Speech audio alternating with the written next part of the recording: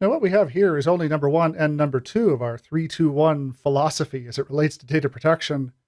We have a single additional copy, so two copies, including the original. We also have a single location and a single media format onto which this backup data has been stored. What we want to do is make a third copy somewhere else out in some remote site, and let's also say it's on a different kind of medium for argument here. For this, let's say we're going to use a backup copy job to copy the contents of the job we just created over to our NAS repository over in our disaster recovery site.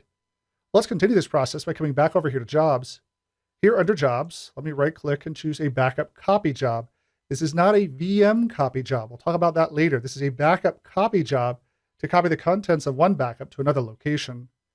I will backup copy here virtual machines here, and let's call this our Veeam1 backup copy job here, which will occur every day. Let's ensure that this occurs after the original backup job occurs, so perhaps 2 in the morning, for example. Once I do that, I'll choose Next down here to define which object should be processed as part of the job. For this, I will add in from our backups then, the vCenter1 backup job right here. Once I add this in, this will add the virtual machines that are already a part of the original backup job here into this backup copy job. I could choose some exclusions down here just like before. I can also choose where these backup jobs will be sourced from. Obviously, they'll be coming from this source repository and going to another one, so I can continue to use any backup repository here. For this, I'll choose Next down here to define who the target will be. We have already configured this target back in that earlier course. That target will be the NAS repo over on our Veeam DR machine.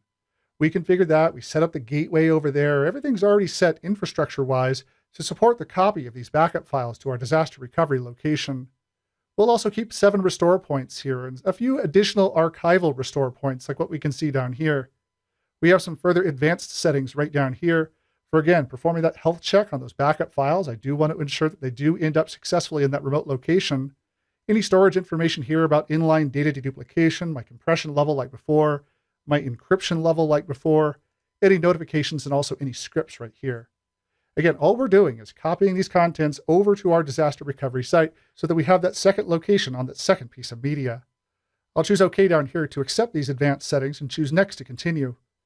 Right here, we're going to use a direct data transfer from this location to the other. In the module coming up next, I'm actually going to go through the deployment then of a pair of WAN accelerators, which will help actually getting that copy transferred from one place to the other. But that's a topic for our module coming up next, and we'll adjust this configuration after we complete the installation of those WAN accelerators.